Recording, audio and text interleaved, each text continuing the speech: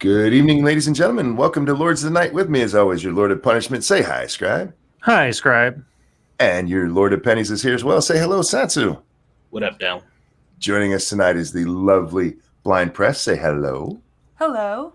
And I am your far too aptly named Lord of Pain, the Ranting Monkey. And we're here to, I don't want to say entertain this time.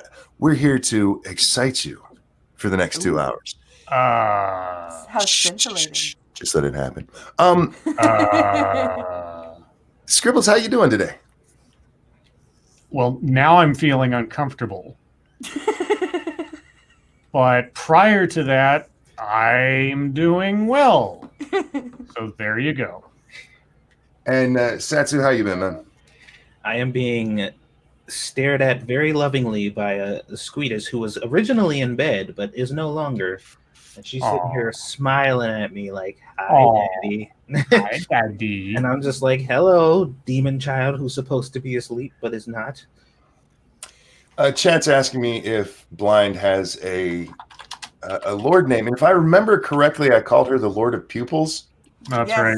Yes, the Lord of Pupils. This is our Lord of Pupils. And Lord of Pupils, how are you today? I'm good. I kind of feel bad for poor Pincalo because he has 2 demon children of our own that won't go to sleep. He'll be fine. He'll be fine. He'll be fine. Second up, Pincalo.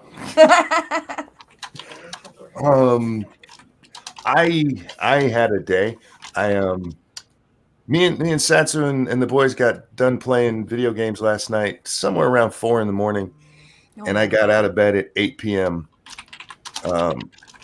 I slept most of that time. It was interrupted, of course, because that's how I sleep these days. And there was about an hour where I woke up and Lady Monkey was kind enough to bring me food, and then it took about half an hour to get to sleep after that. And then I woke up and my clock said 7:49, and I was like, "Wait a minute, is that PM?" Because it doesn't have the little indicator. If it does, I didn't pay attention to it, so I had to go ask Lady Monkey. And yeah, I've been in bed a whole long time, so I know nothing that has happened today except for the very little bit I've been able to catch up on in the last half hour. So I'm being educated tonight by the news. So Scribbles, I hope we have something like deep. Shit. Sure. Philosophical, maybe? Yeah, we'll have to see. Monkey Dick, Jim Jones movies, video games. Hit that like button, guys, and don't forget to share our stuff, all of it, including Blind Press. Her link is down below, guys. Make sure you check out her channel, especially if you're a Star Trek fan. I thought I was a Star Trek fan until I talked to this wonderful lady. We had a great stream today. You had what? Polly, Dax, Hammer, and Irate Prostate today. There you go. Couldn't make it. So there you go. Make sure you check that out, guys.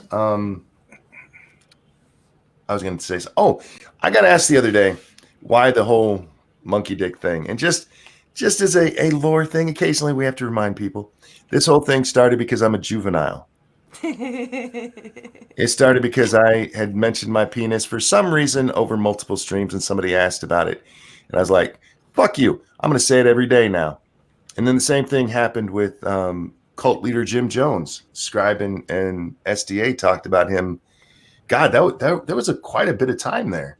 Mm-hmm. And they were like, why you do that? Like, so that got thrown in. And same with movies and then video games when Satsu jumped on and we started talking video games a lot. So there you go, guys. That's how it started. And the more you know. Do.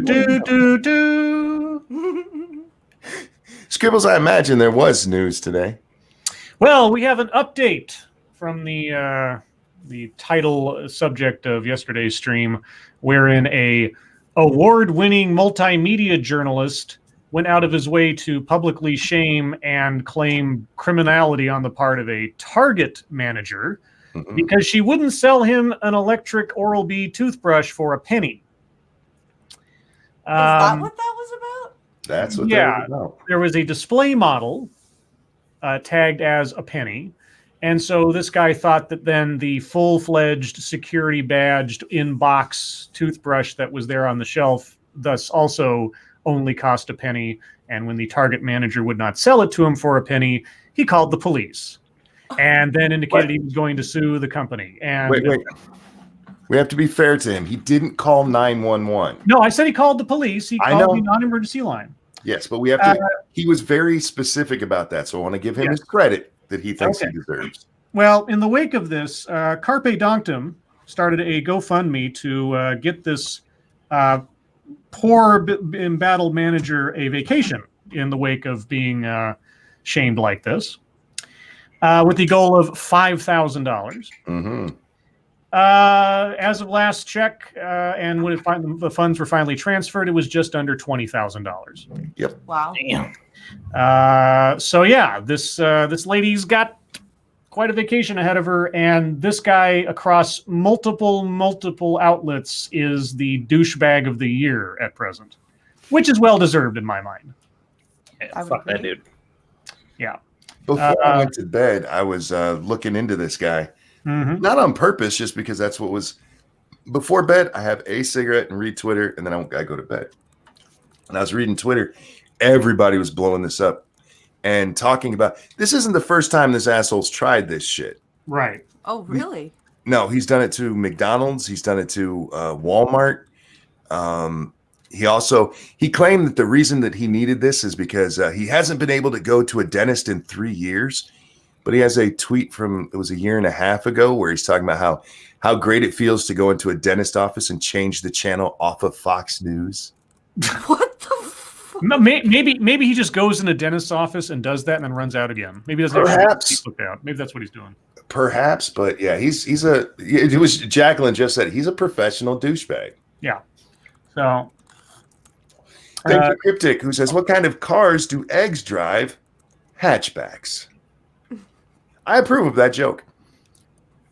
Yeah, this guy's just a little, not you, Cryptic, the guy we were talking about.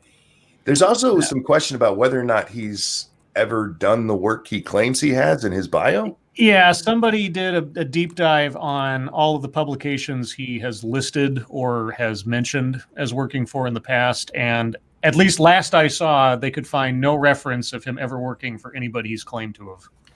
And at least two of them, CBS, and I think the other one's called AXS, something like that. Yeah. Have both come out publicly and go, this dude has never worked for us. Yeah. So, yeah. Anyway, so that was just an update from last night. But I have another update. So the big top story on CNN last night was the apparent surveillance of former Ukraine ambassador Marie Yovanovitch. Oh, yeah. But here's today. Trump backer from Europe says supposed surveillance of Marie Yovanovitch was a joke. Okay. An ardent European supporter of Trump's admitted to having sent supposed details about Yovanovitch's whereabouts that made their way to Lev Parnas, but said it was, quote, ridiculous banter, unquote. An ardent European supporter of President Donald Trump admitted on Saturday to having sent supposed details about former Ambassador Marie Yovanovitch's whereabouts that made their way to Lev Parnas, but claimed it was just ridiculous banter and that he never really had her under surveillance. Now, see, I was skeptical of the original story. I am just as, if not slightly more so, skeptical of this story because this sounds a bit too oddly convenient. Yeah. Scribe. It's just a joke, bro. The possible surveillance operation on Yovanovitch came to light this week in encrypted text messages released by the House. I thought they were screenshots of text messages. Ukraine's government has opened a criminal investigation, and Secretary of State Mike Pompeo said the U.S. will investigate as well. The story took a bizarre turn on Friday when Robert Hyde, the GOP congressional candidate who had claimed to have Yovanovitch under surveillance, pointed the finger at another man, Anthony DeCalway. Never heard of him. In text to NBC News and Twitter posts, Hyde claimed that he had merely copied and pasted information he had received from DeCalway and sent it to Parnas, the indicted associate of Rudy Giuliani. Initially, DeCalway denied involvement, telling NBC News in emails Friday that Hyde's statements were incorrect. He confirmed that Hyde had indeed asked him for information about Marie Yovanovitch's whereabouts, but he had declined to help Hyde. Quote, I informed him it's against the law, DeCalway said on Friday. But then, in a new batch of texts released by House Democrats on Friday, seemed to corroborate Hyde's claim that he was a middleman in the supposed surveillance operation. The texts include screenshots of WhatsApp messages about Yovanovitch's whereabouts sent from a Belgian phone number to Hyde, who then forwarded those screenshots to Parnas. I'm losing my brain trying to keep track of what the fuck is going on. It's like a weird game of telephone. Yeah. NBC News identified DeCalway as the initial sender of the texts by matching the WhatsApp profile picture and digits in the phone number to various online profiles for DeCalway. Okay, so DeCalway is the Dutch guy, I'm assuming now, right? Yes. Yeah. Yes. Okay. If I'm following, yes. Yes, okay. In a news statement Saturday obtained by NBC News, DeCalway reversed course, admitting he had sent the messages to Hyde, but insisting there was no actual monitoring of Yovanovitch. He apologized for, quote, contributing to any confusion through these communications. Quote, my engagement in this exchange with Rob is something that has no credibility. My friendship with Rob was jovial, and this exchange was just a part of a ridiculous banter. I truly love what the president is doing for America, unquote. Okay. No, I don't buy this. Real quick, Snubber, thank you. CW is doing Crisis on Infinite Earth, and the way they did Bruce Wayne and Kevin Conroy has me seething. If you're a Batman fan, skip that garbage. Well, there you go. Fair enough. So briefly, it's a giant super duper, no pun intended, crossover story arc between several different TV shows where they're kind of doing what the comic books do, and they use a huge meta event to set up spin-off series and change things in the plots of existing series. Mm-hmm. And they took the opportunity, and it was kind of clever. They brought in people who had played the various superheroes in TV shows from years past. So like they brought in the Smallville actors to play Superman on a different Earth where Superman is a different Superman. And in one instance, they brought in Kevin Conroy, the voice of Batman in the cartoon series and several other places, to actually play Bruce Wayne in a version of Earth, except that this Bruce Wayne is now basically a cripple from his years of crime fighting, and is also a version of Batman that became a mass murderer of bad guys. No. And is essentially now a supervillain himself with a super suit of a kind. And yeah, it was all used to fuel the Batwoman TV show to very zero effect. Of course it was. I mean, it was interesting to see him in the flesh playing Bruce Wayne. I won't deny that was kind of cool, but yeah, the way they used him was a little Real quick, non-Vitae Rex, thank you so much. Is there a plausible reason those screenshots aren't dated? This goes back to the story. The screenshots that Congress released and that all this is from had no dates on them. Mm-hmm. So we don't. Did this guy say when they were from? They don't detail that in this story. Just that they detail the chain of events, but they don't give a timeline. Gotcha. Let's see. A representative for DeCalway, Karen Turk, said that DeCalway is a 52-year-old Dutch citizen who works as a financial advisor and travels frequently to Belgium. She said DeCalway doesn't know Parnas, but began a playful exchange with Hyde about the ambassador after seeing Hyde post about her on Facebook. Okay. Yeah, so maybe it was somebody trying to be clever and they're just stupid. I don't understand the humor part of hey, we're secretly. And look, comedy is subjective, but I'd have to see what Hyde posted about her first, because maybe in the context of that, they make sense in some weird way. Perhaps. And we do know that this is a corrupt country, and also if it was it before the election? I didn't catch that. Was it before Zelensky was in power? I don't know. Because that could change it a lot, Yeah, so I'm with you on this, Scribbles. As much as I was doubting yesterday, this one is almost as doubtful because that's a little too convenient. I'm not saying it's not real, guys. Yeah, I need to see it in context. I mean, if they came from Belgium and he's a Belgium guy and they can trace it back to him and he wasn't actually surveilling anybody but was trying to be clever and it was all not landing, then Maybe, but the whole thing just sounds gobbledygook right now. So anyway, moving on. I have one of your favorite people in the world, Monkey, to talk about. Uh-oh, which one? I have several. Well, who do you think it is? Gut instinct says Alyssa Milano because I haven't heard from her in a while. You're wrong. Oh. The answer is Ted Lieu. Oh, dear God. What's that shitbag up to? Ted Lieu tells Devin Nunes to shove it after Republican colleague threatens lawsuit. A feud between two California lawmakers spilled into the public recently, with one alleging conspiracy and the other threatening legal action. Democratic Representative Ted Lieu in December accused Republican Devin Nunes of conspiring with Lev Parnas, an associate of President Donald Trump's personal lawyer, Rudy Giuliani. It's almost 6 degrees of Kevin Bacon here. And a key figure in the Ukraine scandal at the center of Trump's impeachment. Well, I don't know if he's a key figure, honestly. I haven't had anybody show me how he's a key figure to anything. But anyway, to undermine the U.S. government, a lawyer for Nunes, the top Republican on the House Intelligence Committee, then threatened legal action if Lieu doesn't apologize. On Friday, Lieu tweeted the first page of a December 31st letter from Nunes' attorney, Stephen Bliss, threatening to sue to protect his client's reputation. Lieu included his curt response, quote, "I welcome any lawsuit from your client and look forward to taking discovery of Congressman Nunes," Lieu wrote in a reply letter dated January 16th. Or you can take your letter and shove it. CNN has reached out to Bliss and Nunes' office for comment. In his letter to Lieu obtained by CNN, it's Stephen Biss. I thought I read it as Bliss.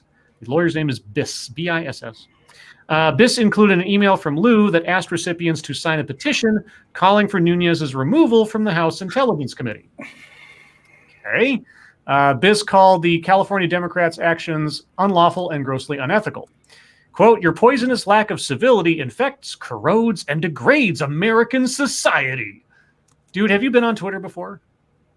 It is needless and pointless, and it threatens to impair the important business of Congress, the letter reads. Okay. Biss also demands Lieu to send an email retraction, post the retraction on Twitter, and, quote, "cease and desist from the publication of any further false and defamatory statements," unquote. The letter also says that Nunes intends to request an ethics investigation and review if Lieu refuses to take action. Lieu's office said he had no further comment at this time beyond his response letter. Y'all are children. Yeah. Grow up. Wow. You called me a mean name. I'm going to sue you. I do. You can't sue me. I'm going to sue you. This is Devin's answer to everything these days. Yeah, sue. How many suits does he imaginarily have going right now? At least 4 that I know of, where I'm going to sue you for saying that about me. Now, what Lieu said, unless he actually has proof of, then he should apologize for, but you can't sue him, dumbass. This is pretty cut and dry legal stuff here. Suing a congressperson for what would this be? Slander? Because did he say it out loud or did he tweet it? I think it was a tweet, wasn't it? So suing him for libel, there's no court in the country that's gonna take this. So stop it. Just have it out like men. Actually argue it instead of acting like children. Let's see. Was it a tweet? In December, accused Republican. It doesn't say how he accused him. Well, either slander or libel, whichever. Yeah. In both cases, the courts are going to be like, "You're a public figure. Shut up." Okay. Moving on. I have a story that's tangentially related to the Parnas story. I guess I should have done this one second, but anyway. I'm not quite sure of the implications here. Facebook removes pages reported to have coordinated posts defending Robert Hyde. Robert Hyde. Why do I know that name? That's the guy who received the texts from the guy before passing them on to Parnas. Gotcha. Like we just talked about him. That's why we just talked about him. Yeah. Facebook removed a network of pages Friday night that were reported to be sending coordinated posts defending Connecticut congressional candidate Robert Hyde, who this week was implicated in the Ukraine scandal. The pages first came under public scrutiny in November, months before Hyde came to national attention. A BuzzFeed news investigation found the pages heavily promoting Hyde's congressional campaign. Hyde denied running the pages to BuzzFeed. Is it against the rules to have politically aligned pages on Facebook now? I believe in order to do it, it has to be public knowledge because of all of the stuff that happened with Russia. Okay. You can't lie about that stuff. A Facebook company spokesperson said Friday that, quote, when we find networks of pages misleading people by concealing who controls them, we require those owners to show additional information. In this case, the necessary disclosure was not made, so per our policy, the pages have been removed. Okay. So did Hyde do it or did his cronies do it? We don't know. Ta-da! Why does the news tend to be, instead of actual news nowadays, it's like, this thing might have happened, we think, maybe. Because they're not willing. You see, here's the thing. They're journalists, not investigators, Blind. We were told this by the guy who runs CNN, that his people are journalists, not investigators. So they simply parrot what they hear. They don't dig any deeper than they absolutely have to and do any actual work. And I think Chris Eliza exemplifies this. That's sad. Yeah, it is. But what are you going to do? Also, guys, this is a relatively slow news day. I'm telling you, this is like the cream of the crop of stories that I found that were of interest today. And the last one I've got, this tells you how far down the barrel we're going. And no, I'm not going to talk about the Royals because I could give a shit less about the Royals. At least you don't pay for them. The best joke I saw about that though today, somebody said, so if Prince Harry's no longer royalty, what do you call him? And Mr. Antibully, Mr. Mediker's friend, tweeted out a picture of Hagrid that said, "You're a commoner now, Harry." And I'm like, that's perfect. That's perfect. But in other news, Hank Azaria says he will no longer voice Apu 3 years after the Simpsons character came under scrutiny. And just when they're about to end the series. Yeah, because one guy complained about it. Yeah. After decades of playing the character and nobody gave a shit. One guy gets his, oh, I'm so hurt, and then everything becomes a big scandal. And you know why he got so angry? Because he wanted to play, or he wanted to voice Apu. This guy. He wanted to voice Apu. It should be me. I'm actually Indian. Yeah. After 30 years as a controversial Indian American character. No. He's been controversial for 3 years, and only amongst a very small segment of the population. After 30 years of this has been an issue, a known problem all this time, and just nobody said anything about it. Yeah. And Apu is like the least controversial character on that show, quite honestly. After 30 years as a controversial Indian American character on Simpsons, Hank Azaria has announced he will no longer voice the thickly accented Apu Nahisapima. God, I used to be able to do it. Nahasapima Petalan. Quote, all we know there is I won't be doing the voice anymore. I'm reading it as it's written, guys. All we know there is I won't be doing the voice anymore unless there's someone to transition it or something, Azarias said, according to Slash Film, an industry news blog that reported Friday. It asked the actor about the matter after a discussion panel.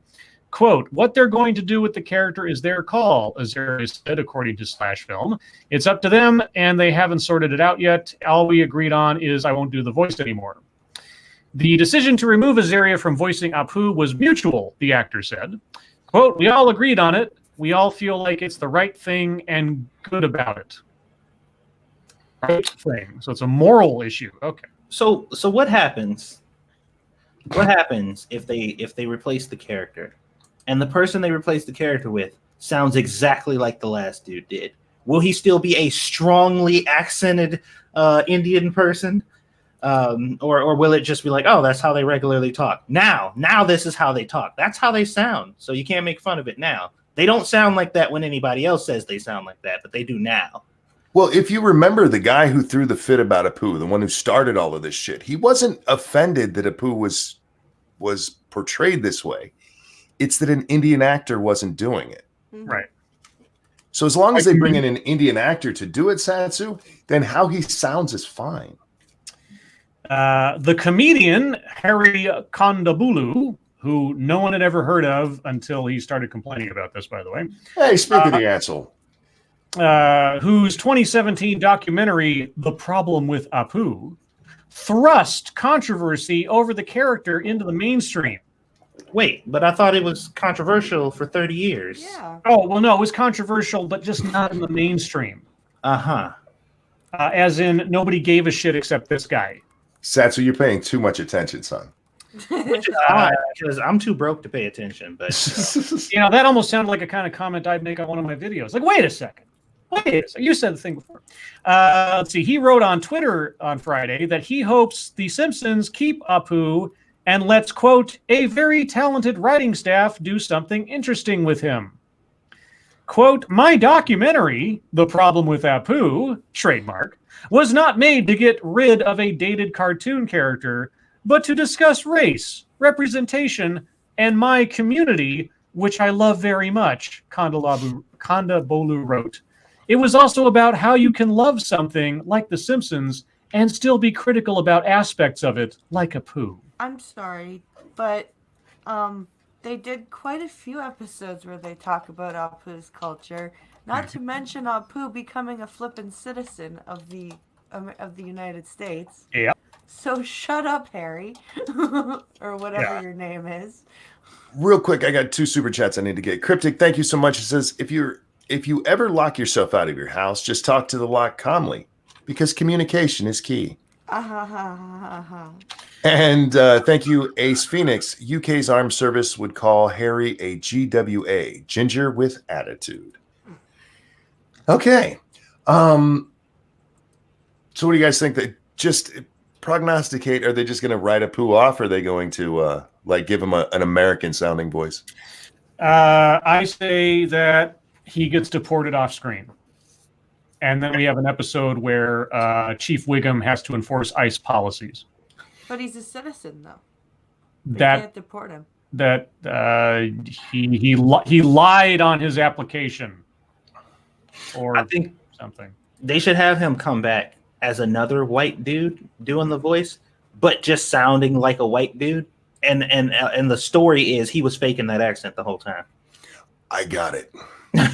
Have a black guy come in and do it and make it even more pronounced. Oh, no. Yeah. Have a black gay trans person in a wheelchair. Yeah, in a wheelchair, do the voice. The exact same voice. No, they'll do the same thing they did with Phil Hartman. They will kill off Apu. Yeah. Because they didn't say Hank Azaria is not going to do any voices on the show anymore. He's just going to stop doing Apu. Right. So Apu will die, or medically become mute or something. It would be awesome if, like, the writers just had the character in the show, but never got another voice actor for him, and he just never spoke again. See, if they weren't owned by Disney anymore, yeah, it'd be hilarious if they did some shit like, yeah, Apu got murdered, and the dude who murdered him was the name of the comedian. See, old school Simpsons would have done that. That'd have been fucking hilarious. Yeah. Like, yeah, he got killed by some asshole, and they had to just show his name on the paper or something. Anyway, so yeah, that's that is the news I have for today. I will check real quick to make sure I didn't miss anything exciting that's happened in the meantime. No, we still have the Royals, and CNN has picked up the story about the professor who spent $185,000 on strippers and iTunes and sports bars. So yeah, that's all I had. All right, and that leads us on to MSS News. Guys, if there's a story you'd like us to take a look at, hit us up at the hashtag MSS News over on the Twitter machine. We can't get to them all. But that's just because of a quarter of us can't see them. Oh. Come on, I haven't made a single blind joke since you've been here today. It's okay. She knows I love her. Stop it. It's People fine. judging me right now. Okay, this has been a controversy for 30 years, Monkey. Oh, God. Wait, how are you blind? I'm 30. Hey, For 30 years. I got it right. It has been a controversy for 30 years, Monkey. All right. Starting off tonight, Frosted Glass is trying to piss me off from the beginning. God damn you. That's usually the case, isn't it? But usually his is like the third or fourth article I get to. 5 words you didn't realize were supporting the patriarchy. Oh, God. Menopause, menstruation, and mandible. No, these ones are a little bit more, well, you'll see. I'm sure guys is one of them or some shit. Yeah, guys. Oh, no. Believe it or not, I scrolled through to see what they were. And, yeah. Believe it or not, the patriarchy affects everyone, no matter your gender or sexuality. If you're human, you've been impacted by the patriarchy in one way or another. With this effect comes the use of certain words in daily vernacular. I'd like to take a moment and remove those words from common usage and put them in the garbage where they belong. All right. Ooh. Feminism is a religion. It is undoubtedly true now. Guys, this is not my list. This is from Medium, who wrote this. If you guys have a problem, this is Brianna Bennett. That is one doodly looking chick. Plugs instead of tampons. What? Using the word plugs. Who uses the word plugs? I've never. I use lady cork, but that's just me. I've heard it used, but it's not like super common. It's like a joke some people make sometimes. Plug that up. But you don't actually legitimately ask your husband to go to the store to buy you plugs. Can you go get me some plugs? She's like hair loss or something. Yeah. Having a period is annoying enough without implying that a woman's genitals are synonymous with a drain. And that is exactly what you're doing each time you refer to a tampon as a plug. But I was hoping that this list would be, reasonable according to feminist standards. And everybody knows what I mean when I say that. Where it's like, okay, that's typical of stuff. But this is even more pettier than I could have ever imagined. It gets better. This is much worse. Oh my God. It gets better. Jesus. Next on the list, panties instead of underwear. Oh my God, really? What? This word is cringe-worthy on its own, but with the added element of the patriarchy, it sounds even worse. In the UK, pants actually refer to underpants, and I suppose panties were a feminine way, or were a way to feminize the term. I don't know for sure, but I don't like it. It period is period underwear period. But okay, so you don't like the word panties, therefore it is a patriarchal word. Oh, do you want to hear why they don't like the word panties? Sure. Panties sounds like pansies, and don't even get me started on the toxic masculinity associated with that word. But no, it doesn't. Oh my God, this is a joke. This ain't real. There's no way. It's panties to me. The reason I don't like the word panties is that's what I hear people telling their 5-year-old daughters to put on.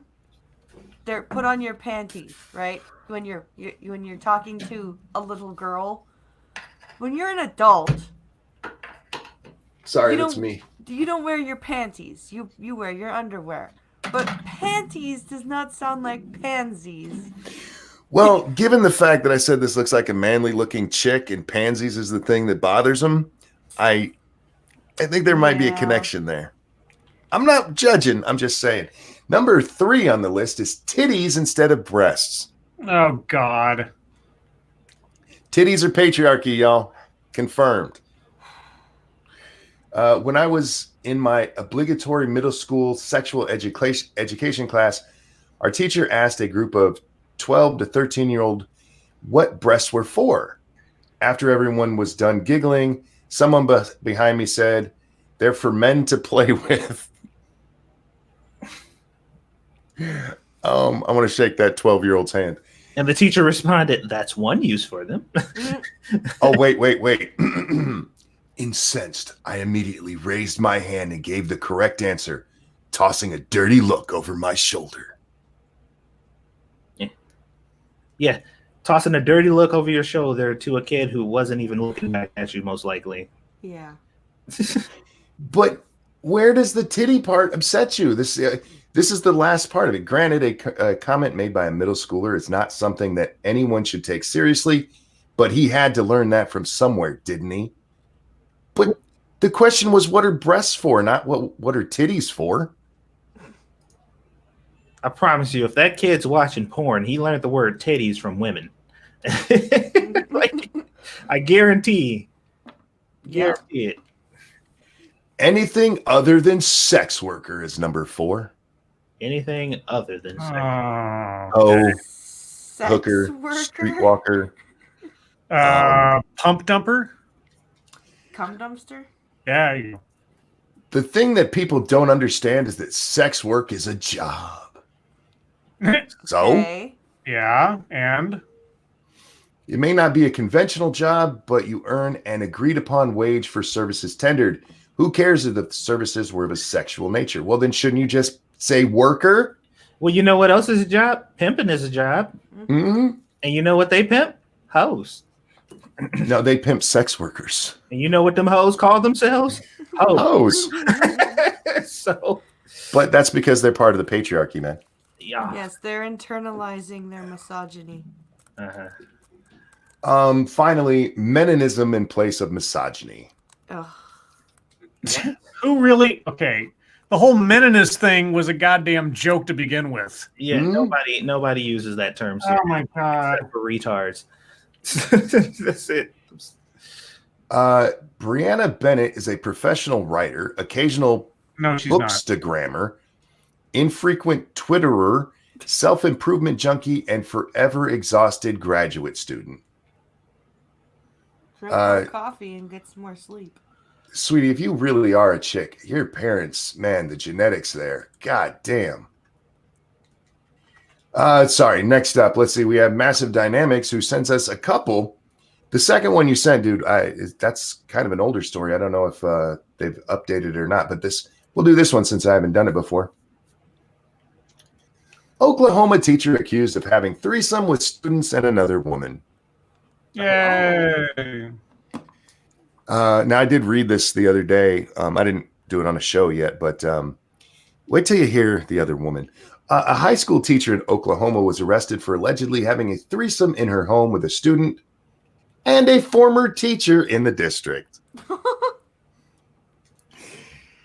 I think they need to check the water there. Joyce Churchwell, a volleyball coach at Berry Hill High School in Tulsa, connected with the teen via Snapchat and invited him over to her home last school year.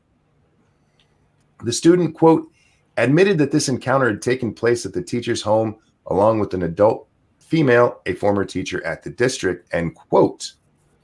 Churchwell turned herself in Tuesday after authorities issued an arrest warrant. Authorities believe there may be more victims. Amid the investigation, they discovered Churchwell had messaged other students who didn't comply. Churchwell's been placed on a leave of absence. Well then. So does that mean she still gets paid? I mean, she can still use her Snapchat. Maybe she's a sex worker.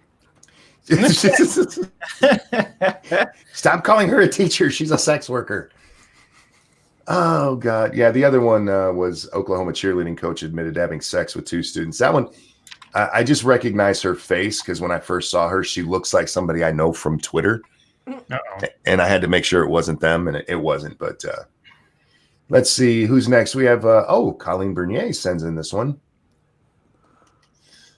Providence Gay Club claims Buttigieg campaign scrapped fundraiser due to dancer poll. Oh boy. All right. A popular Providence LGBTQ nightclub says the campaign of Democrat President hopeful Pete Buttigieg canceled a fundraiser with Buttigieg's husband Friday night due to concerns over the venue's appropriateness. Chasten Buttigieg. Why didn't they take whatever Chasten's original name was? I feel like that would have been easier to pronounce. Well, we know who works against the family, maybe? I don't know.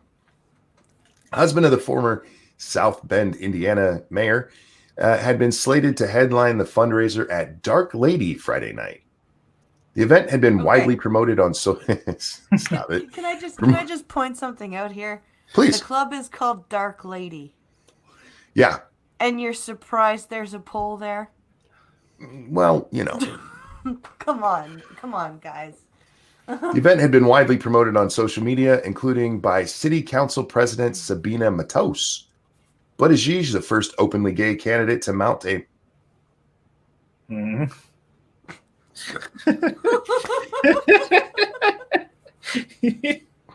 All right, they got me. They got me with that one. Let me try that again. Buttigieg is the first openly gay candidate to mount a major run for president. Is believed to be... God damn it. Is believed to be in the top tier of candidates ahead of the Iowa caucuses and New Hampshire primary next month. Oh my God. He's been endorsed by Mayor Jorge Elorza. Buck Asperino, the general manager of Dark Lady, said members of the campaign who arrived at the venue ahead of the event said they asked the staff to remove the dancing pole in the middle of the club. They refused to do so. It's been here since we opened and it's not going anywhere. The dancer pole is part of who we are. If you want to dance on a pole, we're the place to be. This goes on for a little bit longer, but I mean, given the climate, do you blame them for skipping this event? I blame them for organizing it at a nightclub and then being surprised that there's a stripper pole there. Yeah, shouldn't there have been some advance work done here? And then going, we don't want to be here. It's like, dude. They didn't do the advance work further in advance of the day of venue first before planning. Man. But I didn't say that right. Colleen Bernier, thank you for that story. What do we got going on with these ones? That's the same one. Shrouded Angel, thank you for this one who says, oof. Load up, come on. Man faked his own death to claim $1 million insurance payout, then blamed his wife. That bitch set me up. Oh, sorry, it's not $1 million. It's £1 million, by the way. A man tried to fake his own death to claim £1 million insurance payout and then blamed his wife after he was found out. Saeed Bakari, 39, from Manchester, initially contacted his insurance company by email pretending to be his wife and claimed he died of a heart attack in Pakistan. He also impersonated his wife on the phone. Hello, Erwin. Okay. I could never impersonate my wife on the phone. Nobody would buy it. Oh, I'm roboing. Sorry, guys. It happens sometimes when I open the mirror. He also impersonated his wife on the phone to try to validate the claim and progress it further, but police were tipped off by the suspicious insurers. A voice analysis expert compared his voice to the one on the call allegedly made by his partner and suspected it was Bukhari, Bukhari, I think I'm saying that right, pretending to be his partner. He later pleaded guilty to fraud and false representation.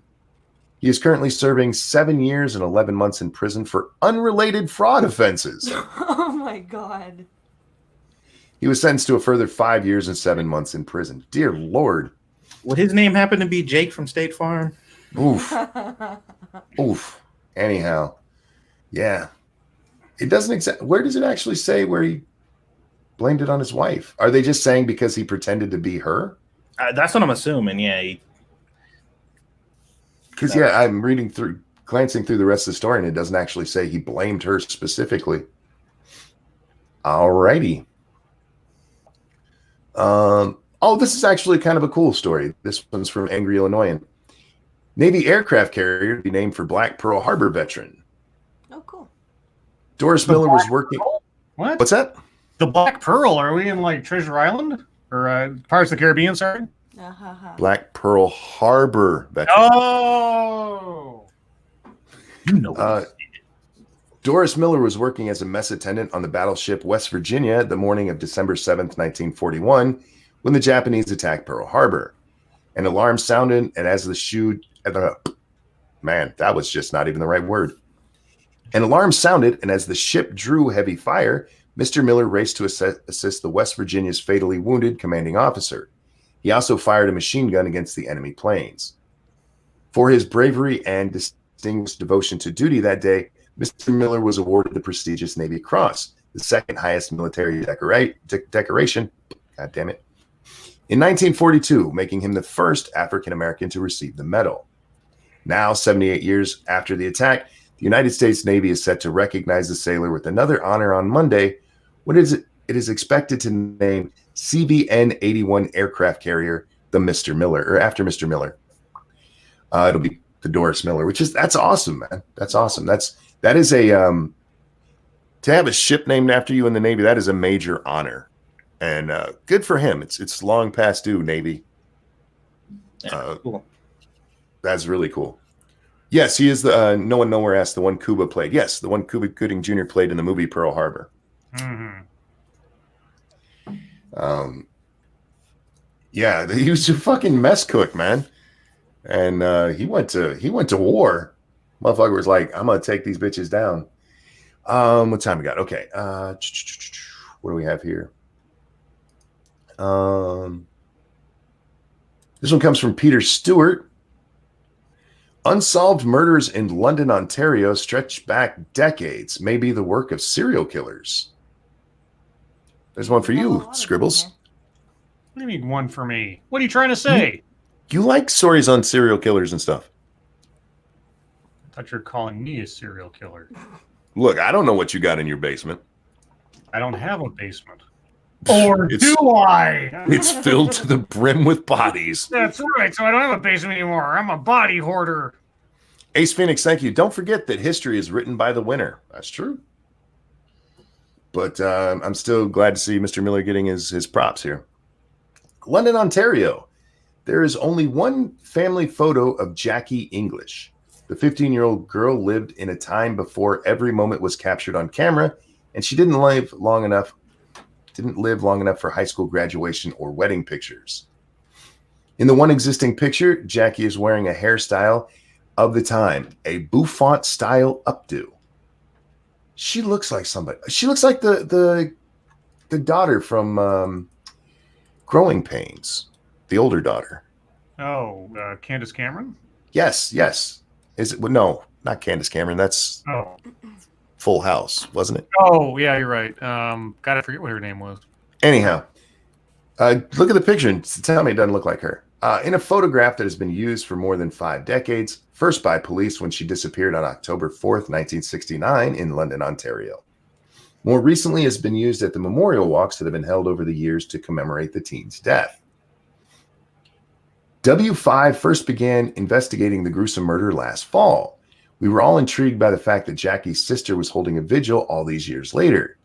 Dozens of London residents gathered on a damp autumn night. I thought that said dump. I'm like, they gathered on a dump. Okay, sorry. To retrace her final steps. When Jackie left her part-time job at a local diner and was seen getting into a car halfway across a bridge overpass. Pretty much that just lays out what happened to her.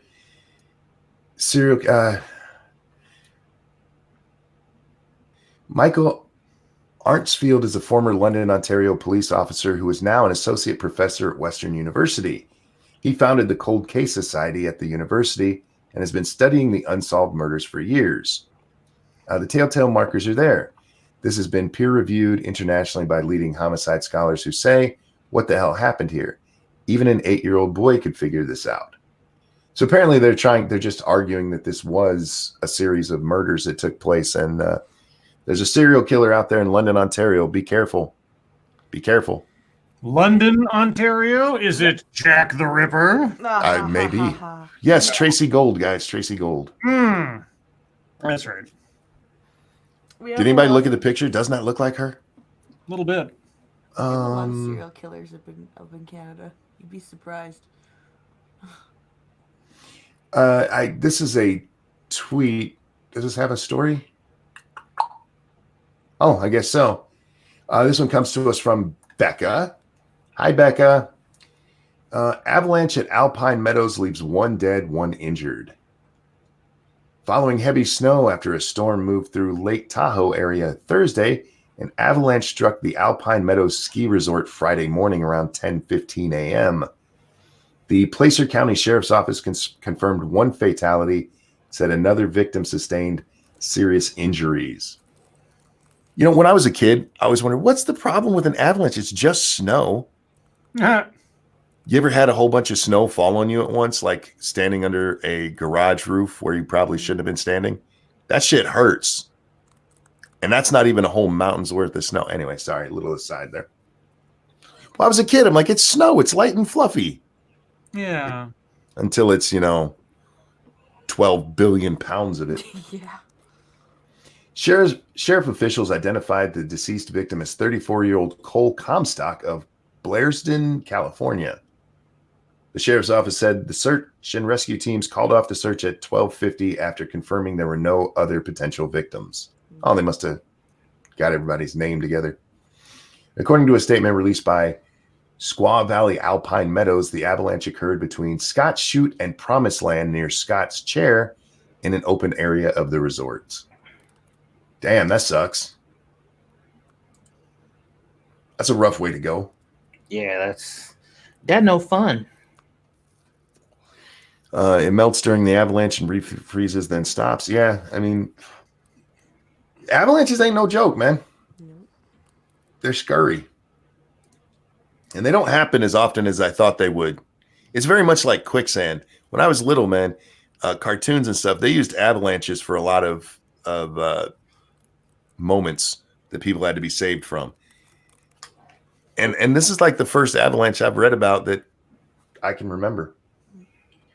Oh, no. P-Dog sends in this one. Just how vile is our president? Oh. The Trump administration wishes Michelle Obama a happy birthday in the best possible way. Oh, we already did this one yesterday. We did this one yesterday. Oh, so okay, we're back to yesterday. Wait, what's today's date? Oh, yeah, that is yesterday. We've gone through them.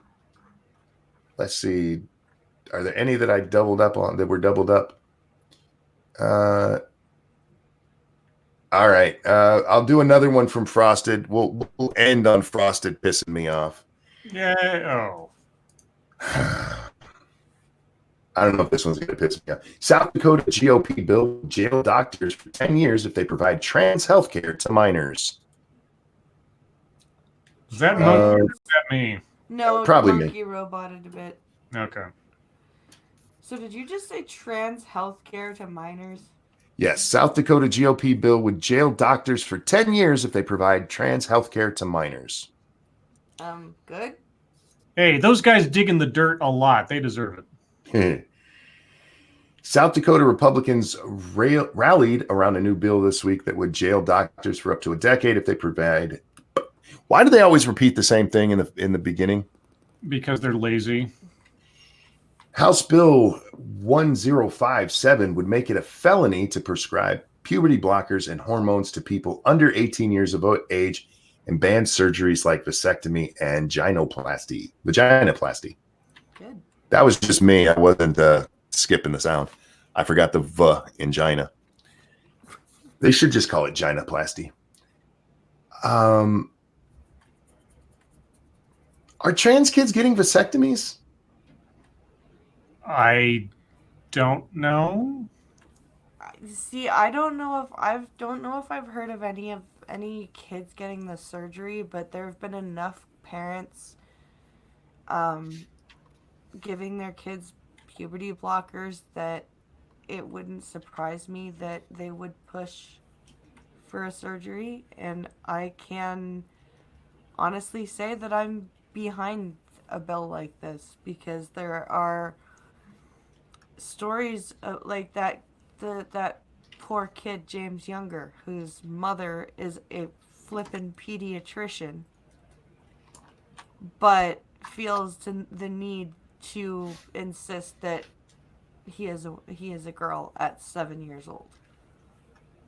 Um, it is unfortunate that these are bills that need to be passed, but apparently they do, because parents seem to have lost their collective minds, and for some reason doctors are ignoring their Hippocratic oaths. Democrat Representative Kelly Sullivan told NBC News that she was unaware. The Republicans did this. The Democrats are opposed. I skipped a little.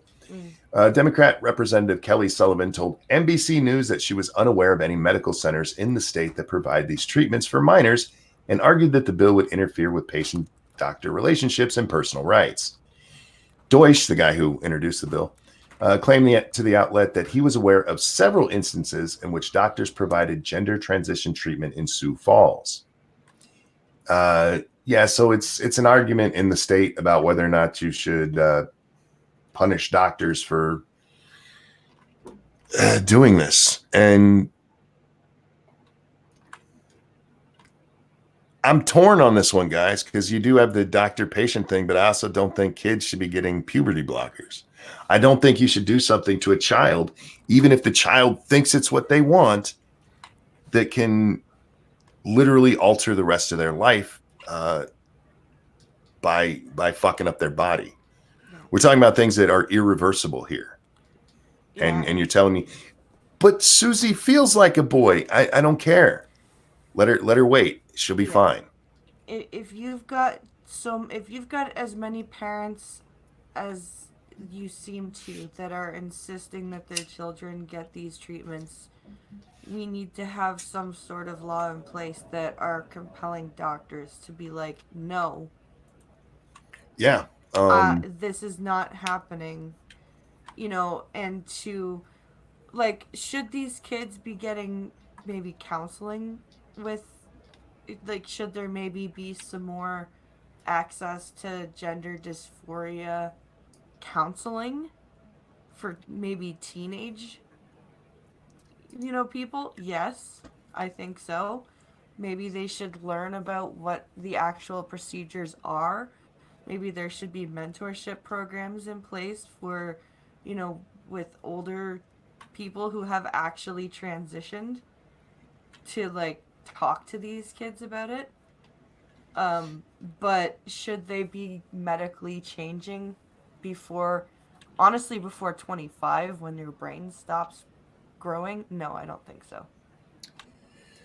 In chat, Grilling Pirate Pete asks, are we asking if it should be illegal for a doctor to mutilate a child? No, that's the part I'm agreeing on. I'm just not sure. The legal part, throwing them in jail for 10 years, that, I don't know, seems excessive. Adabisi, thank you. Should we check the parents' mental health? Yes. And Snubber says, in other countries, some trans are forced vasectomy and sex conversion surgery. Some Islam ones do it, and I think Asia as well. Thank you for the donation, both of you gentlemen. I've just never heard of it as a vasectomy. Vasectomy is just clipping the cords. That's not actual sex change operations. And I'm not saying children should have vasectomies either. I'm not not at all. I just I don't know. I guess it's the American part of me. Doctors are allowed to doctor, but yeah, this isn't doctoring to me. This is I'm with you. It's mutilating children, in my opinion. And that goes for the drugs as well, because you're blocking puberty. Are you insane? Yeah. Are you absolutely insane? Anyway, guys, that's going to wrap up MSS News. If there is a story you'd like us to take a look at, we can read them Monday. I'm just saying, throw them over on the hashtag. We'll get to them Monday. That brings us to the YouTubies time. Satsu, done anything on the YouTubes today? I got my videos lined up for this next week. Video coming out tomorrow, and then the following Thursday. I edited my ramen video a little bit today, and I'm gonna do bits and pieces of that up until I'm done with that. And I got a couple added things on my list that I'm gonna make. A couple things that I'm really excited for, like crab rangoon is one of the things I'm gonna be making soon, and I'm kind of pumped for that one. I'm having fun cooking all this stuff that I've never had a chance to cook before. If you guys haven't noticed, I'm actually enjoying this quite a bit. So I appreciate everybody who sent me the necessary stuff for me to do this, because this has been awesome. And it's actually I didn't tell you guys. Well, maybe I did mention it or whatever. But my mom has actually become kind of bolstered off of my kind of passion that I've been displaying on my cooking channel, whatever. And she really wants to seriously pursue cooking too now. Oh, awesome. No good. So she's talking about getting into baking, which will be really nice because she wants me to move closer to her or whatever, so she can like do the baking and I can do the cooking or whatever. And she's dead serious about it. Like she filled a cart full of stuff on Amazon, the things that she wants to get, and her health hasn't been the greatest either, so she's a little concerned about that. So she really wants to buckle down and get into it. So I appreciate that too, because my mom has not been the most cheerful person as of late, especially because of her health and stuff like that or whatever. So because you guys motivated me to get off my ass and do my thing, it motivated her. So I appreciate that. But yeah, that's where my focus has been on my cooking channel, if you guys hadn't noticed. So Alrighty. And Scribbles, what you been up to? Well, I finished scripting and did the audio for my next video. I just have to assemble the thing now. It's going to be a lengthy one because that's just the way I am, and somewhere in the neighborhood of like maybe 30 minutes when I'm all done with it. It's another panel discussion telling us why women need men to champion them in business because they can't succeed without help. Which is a very progressive message, just so you know. Isn't that the progressive message? He for she, right? Yeah, basically. That's basically it. And the ways in which these various gentlemen who run vastly different companies in different industries or government say how they describe how they're helping to solve the problem is legally interesting. I'll just put it there. So yeah, I hope to have that out tomorrow if I get industrious enough to get the whole thing done. So that's what I'm working on. All right. And Blind, what have you been up to, sweetheart? I did my Star Trek stream today with Dax and Polydub and Irate Prostate and Hammer. Unfortunately, Scup, who is also part of the stream, couldn't make it today. But we were talking about Dax picked 2 episodes and Polly picked 1 episode of Voyager that were favorites of theirs. So we talked about those. And then on every Tuesday now, because I've cut my streaming schedule back to coffee stream back to Monday, Wednesday, Friday. And Tuesdays now, I try to look for videos either on, there's a Reddit thread for blind people, or I try to find, a YouTube video by a blind person, something blindness related. And I do, a video about that every Tuesday. So. All right. Thank you, Ace Phoenix, who says #ShroomBase.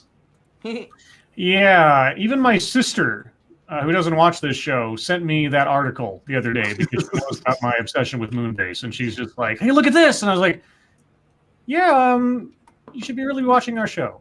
And she's like, "Yeah, I already hear you talking enough." I'm like, okay. Cult of Krill in chat says the Star Trek streams are really good. Oh, thanks, Krill. They are, yeah. I didn't do anything, guys. The last thing I was on was the game stream last night, which, by the way, we'll be having another one right after this over on 2 Cents Plus, playing something. Dark Souls, right? That's what we're playing? Dark Souls, indeed. I was going to do a Monkey in the Morning stream. I was like, I'm tired. I'll go to sleep. I'll do one whenever I wake up because they don't have to be morning my time. And, I saw the clock and it said 7:49 or 59, whatever it was. And I'm like, oh, I guess I can do one. And I'm like, wait a minute. Wasn't I up at 7 earlier? Mm-hmm. So Oops. Yeah, there was not even a monkey in the morning, and I didn't mean to take the day off. Guys, I did housework yesterday, and my body's like, no. Mm-mm. I cleaned the bathroom and did the kitchen floor and dishes, and then I made dinner. And my muscles are like, hey, fat cripple, sit down. And so, yeah. That brings us to some humpetry time because I don't have a deep topic. I was asleep and didn't think of one. Satsu, do you have any humpetry today? To be honest, I just saw a lot of funny stuff on Twitter today. Let me go Back look in just a minute. actually find some actual fucking tray. Because there was a lot of hilarious shit going on Twitter. I could show you the text message exchange between me and Squishy. Did you see that? No. All right. Did you put it up on the Twitter machine? Yeah, I posted it on Twitter. Let's see here. How the fuck do I get to... Oh, there we go. I'm like, how do I get to my own page? So I sent her a message and said, hey, sexy. And she sent me a message back like, what's up, baby? And I'm like, you trying to come through? And she was like, you know it. I'm like, all right, well, my baby mama at work, so we should be good. And she like, she like, you ignorant as fuck.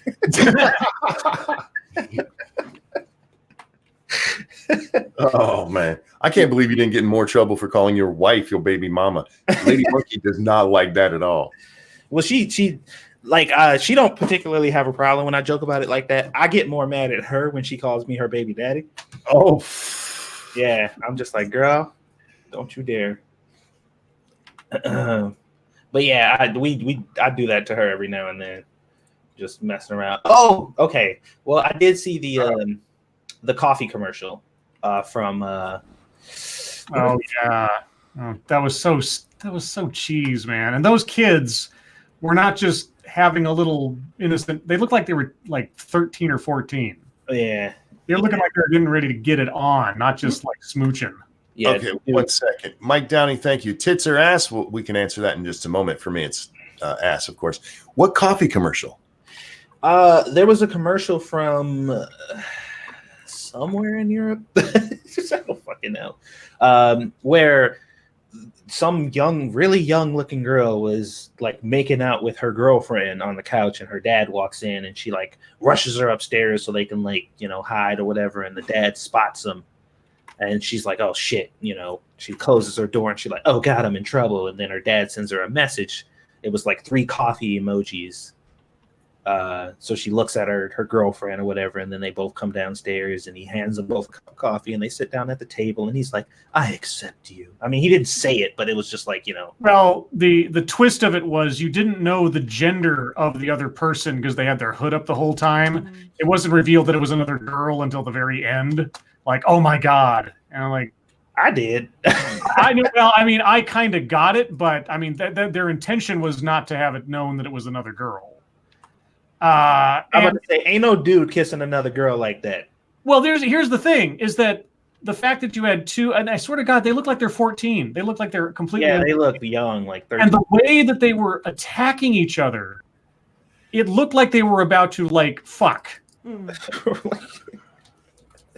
Yeah, it's a commercial. But the person who posted it said, "Shut up, everyone, and look at this coffee advertisement." Yeah. All right then. And the comments are what you would expect. And my comment to that was, Dad walked in the house like, "Is that a motherfucking boy in my house?" Oh, wait a minute. Oh, that's okay. All right, well, let's have some coffee. Yeah. You're like, whoo, that was close. I thought that was a fucking.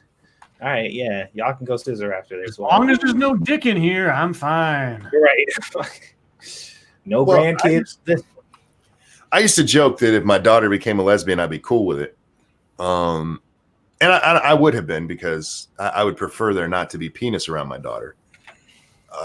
That's just a normal dad thing. You don't want penis. But if I walked in and let's say they are 14, no, not even. Stop it.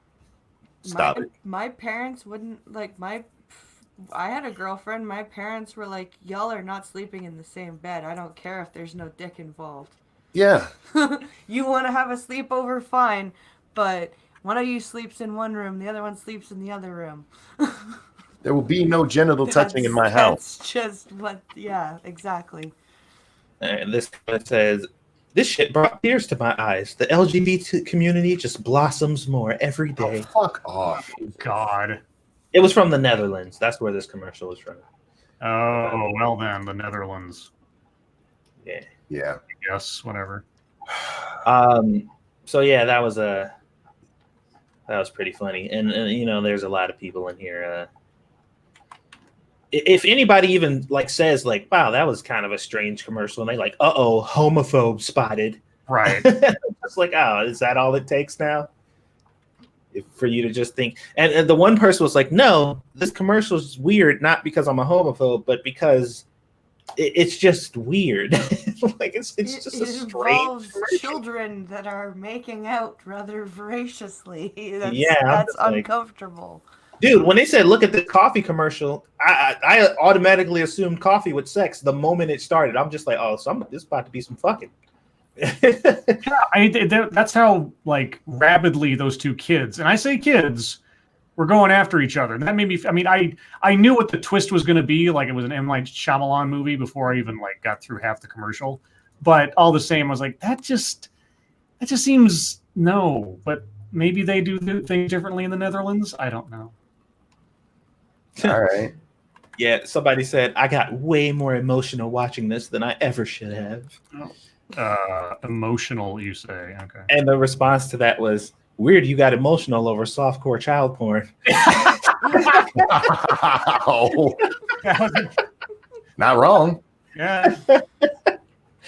And I'm just like, "Ooh, that was spicy." Let me see. What else did I find today? There was something else that I was looking at. Let's see. This exchange. Oh boy, I can't believe I almost forgot about this. So somebody did a tech demo showing the old school model of Lara Croft in like Ultra HD or whatever.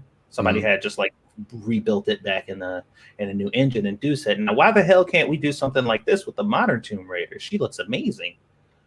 And Soy Boy Commander here says, "Because my industry is trying to move beyond sexist mentality of its former mindset. I, for one, love that women are not objectified as sex objects as much as I am more than happy with the new character model." And a chick came in and said, "If you consider that picture to be sexually objectifying, then that sounds like a personal problem you might want to check yourself on." Mm-hmm.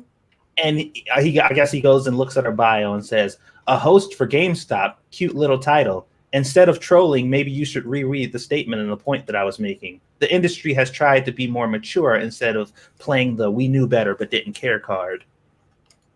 And she says, "Nice patronizing, my dude. Don't even talk to me about sexism until you learn how to respect women yourself." And he says, "Hey, at GameStop, do you really want people like this working at your company?" Oh my god, really? Jesus Christ. Yeah, this little fucking pussy ass bitch. And then if you go any further, he I don't know if there was any more of an exchange here, but he said, "At GameStop, I just had a lovely conversation with your corporate office, so let's not escalate things any more than they already have." Wow. I'm just like, man, this is one of them people that I could watch get mauled by a bear and not be sad about it at all. Does he not realize how many women draw video game characters? I don't think he cares. He Like- look, Brian. Let me put you in your place real quick. Let me put you in your place real quick. You are a woman who disagrees with him. You have no opinion. Oh, that's The only women that are valid are the women who think he's right. That's it. If you don't agree with him, then shut up. It's not your place to comment. That's how it goes, unfortunately. And I'm just like, oh my God, this guy.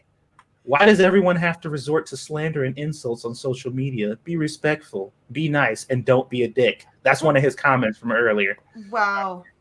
I see he's protected his tweets. Mm-hmm. Little bitch. Mm-hmm. I'm just like, oh, Wow. Now we're gonna hear about him being bullied off of the internet. Yes. Because he literally threatened, while trying to white knight for women, to fucking take a woman out of her job because she disagreed with him on the internet. He's almost not as epically bad, but almost as bad as our friend the Target, Mr. Target toothbrush. Well, I would say he's actually worse. I mean, he actually added GameStop over That's this. true. That's true. Well, no, well, I mean, the other guy added Target to it. Yeah, I mean, maybe it's from working corporate. If you do that to Walmart, they're not going to punish the manager. All they're going to do is give you your shit free. Oh, okay.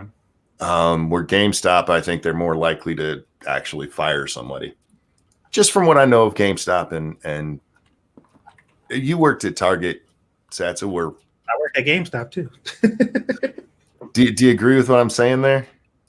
What were you trying to say? I'm sorry. That somebody's more like in those two situations, the Target girl's much safer than the GameStop chick. Oh, for sure. Yeah, GameStop don't give a fuck. Yeah, they're scum. They don't give a shit. They do not give a singular fuck. She is cool. The only way she would be even remotely in trouble is if her manager or her actual DM are like SJWs. Yeah. Otherwise, they don't care. Because of the time, I'm going to move on. If you have more, I'll come back. Yeah, no, that's it. I'm done. Scribbles, you got any? Nothing we haven't already covered. Blind. I was going to say, have you seen any fucketry today? I haven't seen any today, but I'll tell you the story about my hate tornado picture. Your hate tornado picture? Yes, I thought it would. I had it shown up, put on my StreamYards, but I guess you can't see it because it's not my stream. Far drew me a hate tornado picture. About 2 weeks ago now.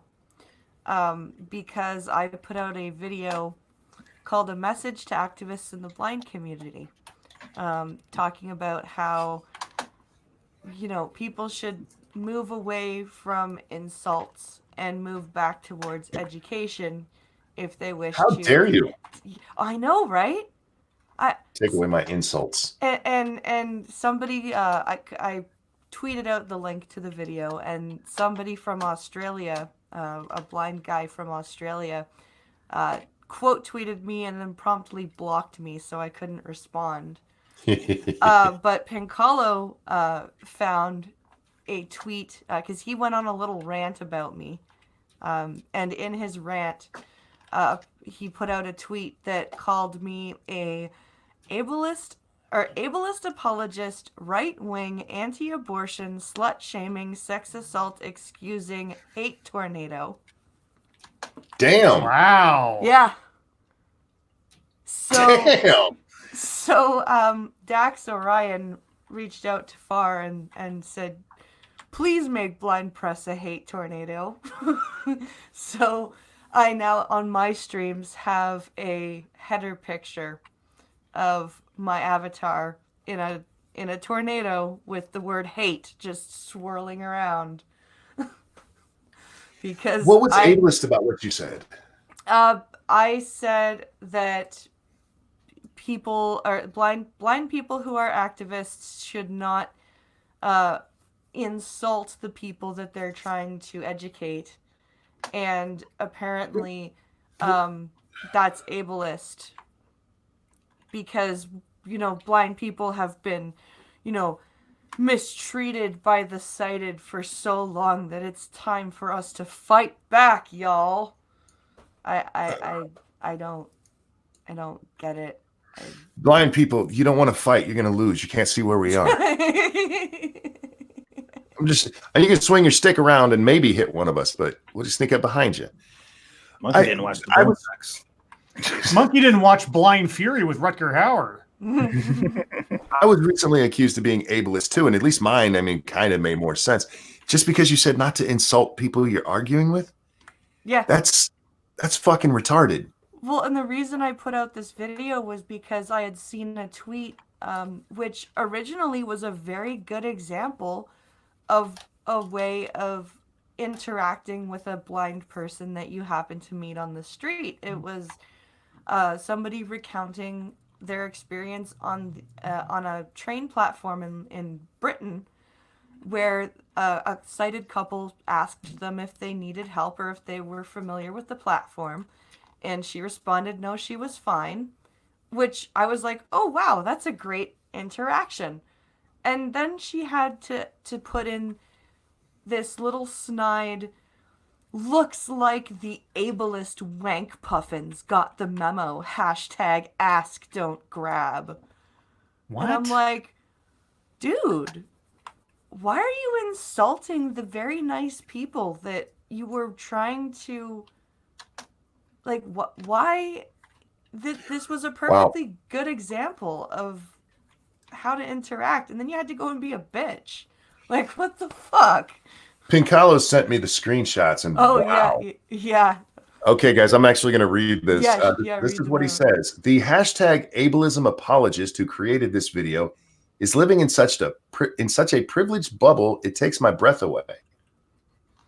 Quote, choose your battles and ignore the idiots, end quote, she says. Those are actually two different sentences, so that's why I said end quote there. I apologize. Yeah. My battle is chosen. Bring it the hell on, you. String of heavy expletives deleted. Continued. I posted on Wednesday that some members of the hashtag disabled community are the biggest assholes I know. I think I just found their queen. This garbage is the exact opposite of everything hashtag disability rights stands for. If you liked her video, unfollow me. After spending the past hour experiencing the right-wing anti-abortion, slut-shaming, sexual assault excusing, and hashtag ableism supporting hate tornado that is Blind Press's feed, I'm not going to bother debating her. I've got better things to do than fight trolls. Wow. Wow, you are a horrible person. I am a terrible, terrible person. Wow. All right. Now, look, if somebody said something like that to me, I could understand it, but you're a sweetheart. What the fuck is he talking about? Literally because you're saying, don't be a dick. And I couldn't even respond to any of that shit because you blocked me right away. God like damn. a pussy. I feel he has a chip on his shoulder. I wonder what it's about. I, as I said, was sleeping, guys, so I saw very little, but very little butt. Oh. My friend is back, you guys. Danny Quartz. Oh my God. Danny Quartz. That's a name I haven't said in a long time. I know. Damn. He didn't like something I said because Alyssa Milano the other day. Where was it? Alyssa Milano the other day tweeted out some stupid shit about impeachment and how Donald Trump would have to remember he's an impeached president. And your boy Pat made a tweet to her that said, also funny how you ignore that your favorite man you have crazy amounts of love for was also impeached as well. Do you ever think before you tweet, or are you too busy thinking about all the ass-kissing praise you desperately crave daily? And he retweeted. Yeah, Pat is hardcore, man. He is, yeah. And he retweeted in that picture or a screenshot of her tweet, Bill Clinton, I love you so much, like crazy amounts of love.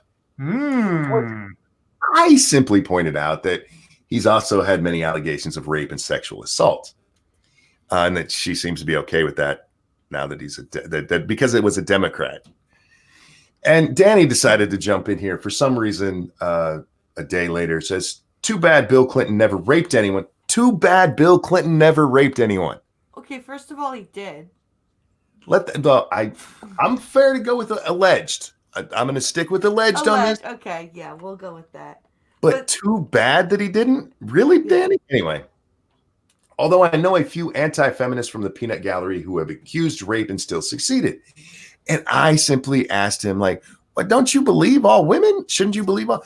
And he said this, well, women that watch Fox News are bound to make lies. I'm not going to talk about this anymore. Oh, Jesus. So, ladies and gentlemen, if you watch Fox News, chances are your rape allegations are lies. That seems a really weird a bar. And he also went and said some stupid shit to Undoomed, because Undoomed tweeted about Jessica Neve. I don't know if you guys have seen her Twitter lately, but she has a picture of a young girl, like 14, Yeah. 15-year-old girl as her avatar. Ew. Yeah. And Undoomed made a tweet about it. And Danny actually responded, of course, Undoomed is going after underage girls. What? Okay. That's Wow. Hilarious. Does he really Well, think that Yaniv is an underage girl just because I of the don't picture? think he paid attention to who they were talking about. He just saw the picture and it's Danny. He's a window licking jackass. I didn't know. Apparently, Danny has a new Twitter because he blocked me a long time ago. He got annoyed because I was calling him a moron over and over again. Rightfully so. But he got a new account. Undoom pointed out it's a new account. He just started his account this month. It's like, and he came for me? Yay! Oh, you're famous. I hope he sticks around. I hope he doesn't block me because, oh my God, I have so much fun with this guy.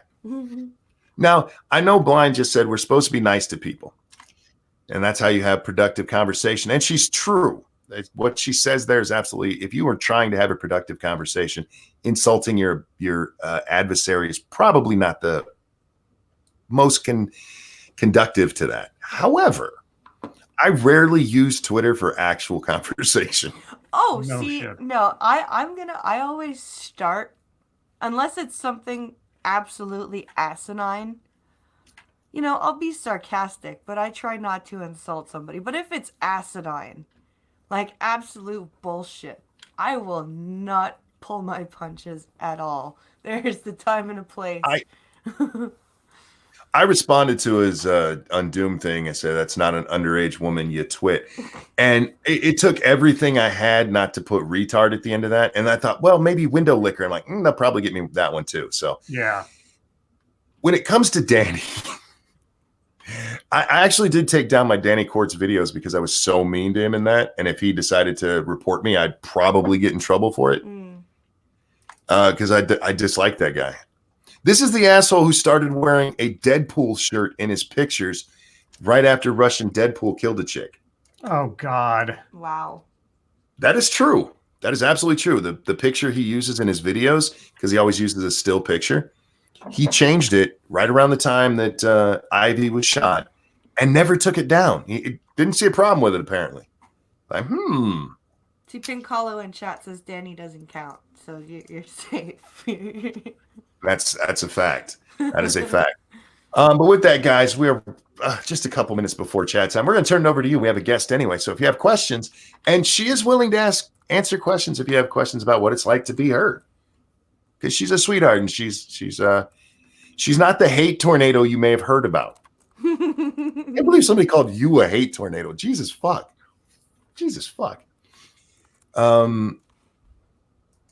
MS Russian Deadpool. Anybody? Do you not know the Russian Deadpool story? Russian Deadpool was a feminist on Twitter who was living with two women and dating another one in Australia. And one day got really high and shot one of them. And now he's what did they end up getting? Something like 10 years or something like that? No, I got like I thought I got 40 years or something. Was it that long? I can't remember. I don't remember his sentence, but yeah. That's a Colorado case. If you look it up, if you look up Russian Deadpool killed a woman, you'll find it. Ranting Monkey, did you get snow last night? Maybe, Mash. I haven't looked out the window, but I did hear the plow, so I'm guessing so. M asked a question that's going to piss me off, but blind. When were you blind? I was blinded at 6 months of age because a neighbor of my grandmother's came by for a visit and brought her daughter and didn't tell anybody that her daughter had the measles. And anyone who has kids will know that you do not get the measles vaccine until a year old. So I could not be vaccinated, and I got the measles, and it developed into a secondary infection that attacked my eyes, and I was in a hospital for sick kids for a month while they tried to save my vision. So, yeah. I didn't like anti-vaxxers before I heard your story, Blind. But every time we get on the anti-vaxxers thing, I talk about you. I really do. And I hope you know that, No, that's because fine. this story, it pisses me off so much. This is the kind of thing that it's not, death, which is bad too. But you're talking about just blinding a child, you fuck nuts. Oh, I've been told by anti-vaxxers, I just don't know. I need to be educated. And I'm like, motherfucker, I am educated. Fuck off. I'm blind because of an anti-vax. Fucking don't tell me to be educated. Yeah. Like I said, he asked us a question, and I know you're okay answering it, but every time I hear the fucking answer, it just drives me insane. Oh, don't hurt children. And that's what anti-vax does, you shitbags. Mata asked, "Oh lords, is Danny C the shirtless ginger?" No, that's chicken fucker. That is Michael Rowlands. Oh God, I haven't thought about him in a long time either. We were talking about him a couple weeks ago on Monkey in the Morning, and I actually had to be reminded of his last name. I just remembered Michael. I've called him chicken fucker so long, I don't remember his name. Does Blind Press have a lot of Star Trek reviews? Do you do reviews, or do you just do? What we do is, so it's kind of what we do is kind of a review. We pick topics for the stream. So right now our topic is favorites, and we're going by series, and we each get 3 per stream. And we spend like 20 minutes an episode. 20 to 25 minutes an episode. And I think our next topic is going to be the villains of Trek. So we're going to pick, each of us are going to pick, I think we decided on 1 villain and then 3 secondary characters. And I believe we want to also review some of the novels as well eventually. Oh, I like some of the novels. Imzadi. Yeah. Oh, that's a great book, actually. That's a really good one. Now, do you guys always have the same guests on, or do you rotate that? It's a solid panel. I would like to, because there's still an empty spot. It's 5 of us. It's me, Skeptalk, Hammer, Irate, Dax, and Polly's been joining us lately.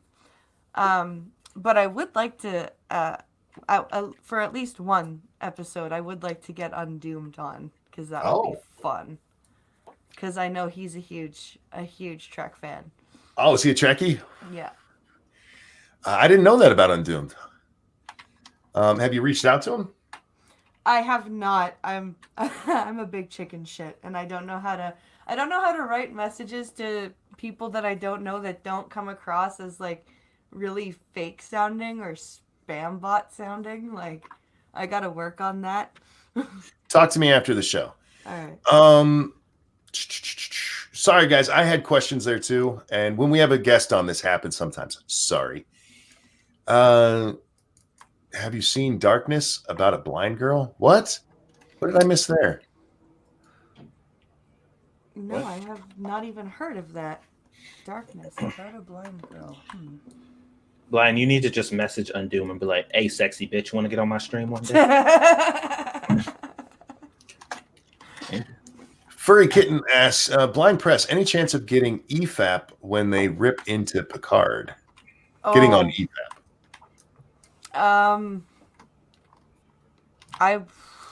I'm terrified of Picard. Me too. Oh my God! Please don't ruin Picard for me. Oh, it's already ruined. It guys. is already ruined. I know. Have you not seen the Daily Wire article? I've been ignoring everything about it because I don't want I saw the article. We're gonna go after Trump and Brexit. Shut up. Yeah, it's done. It's already done. Sir Quack asked, which is Pyrus Creed was first. Blind Press, opinion on STD, the show, not what Scribe has. Oh, that's I'm so sorry. I didn't read that. What? That's mean. Okay, my body's my temple, and I am clean as a whistle. Thank you very much. Jesus Christ! I got through the first two-parter, which was the finale, or not the finale, the premiere, the series premiere. And I said to myself, I am not doing anymore, because when they started carrying, when the Klingons showed up with their dead as armor around their ship, I was like, yeah, no. And I got into this huge argument with my father because he's like, they were renegade Klingons. And I'm like, I don't care. Klingons believe that their dead go to Stovelcore and their bodies are shells. They do not do that. And he's like, oh, this is before any of the series. I'm like, yes, by 10 years. Try again. No, doesn't work. Hell, even the Klingons in Enterprise acted more honorably than that. Yeah. And I told my dad, I straight up, I was like, listen, just because you're upset about Star Wars doesn't mean Discovery is good. I'm sorry. Because my dad's a huge Star Wars guy, so I used to be. Yeah, he's very upset about the new trilogy. I'd missed another question. Have you guys seen what happens when you ask Siri who the president of Israel is? I haven't. Isn't that the one where it answers Donald Trump? I can't remember. I know I've seen something about it, but I can't remember. You guys? Anyone? Mm-mm. I didn't know that was a thing.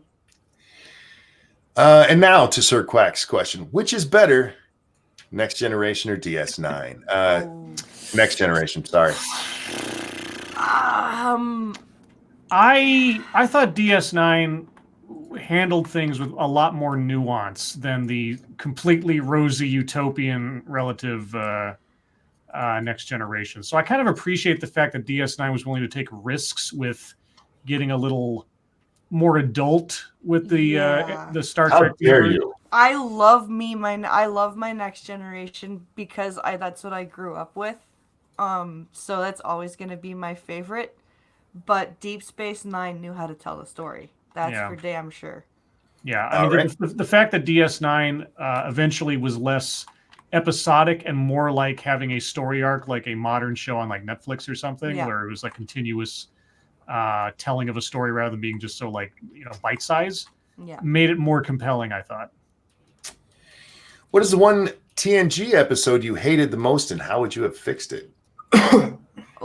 Code of Honor, I think it was called, where they had the most. I mean, and I'm not usually one to complain about this kind of thing, but they went to a planet that was basically like the most stereotypical if Africa was a planet ever, and it was so. It was racist. I'll just say the writers have no Tasha Yar and no vaccine. Oh my God! It was so bad. It was so bad. And the fight between Tasha and that chick where they sound like they're fucking instead of fighting. It's terrible.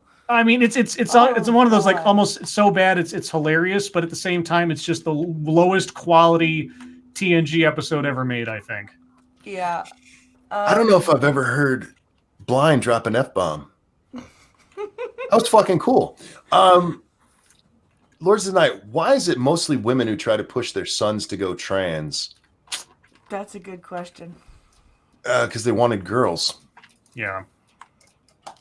Then keep trying. No, just Check Your Logic asks, how long does it take you guys to edit a video? My recent one, 13 minutes, took almost 11 hours. I want to know if there's a possible shortcut. My videos, anywhere from 4 to 6 hours. It depends on the video. It depends on how much. I mean, for me, it really comes down to how much research / inserts do I have to come up with and put into the video. if the subject doesn't bring up anything that I have to like look up or verify or try to retort with like other facts or something, it goes relatively quick. But I want to say anywhere between 3 to 5 hours. Satsu, how long does it take you? It takes him days. Wait, days to what? Edit a video. No, it depends. It depends on the video. Like if I'm doing a cooking video, because there's usually multiple videos involved, and I don't plan on uploading it soon, it can take me days, but not because it actually takes days. It's because I'll just do it little by little until I drop it. But I usually edit videos in 2 to 3 hours.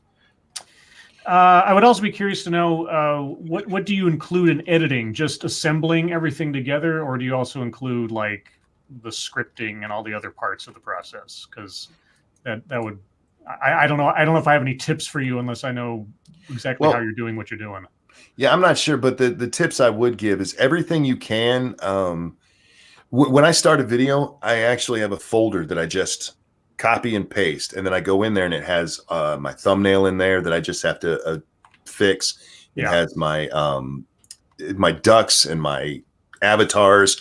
All of that is in one folder where I just put it into my program, which I use Premiere. When I do, for those of you don't make videos, shut the fuck up. I'm talking about when I did.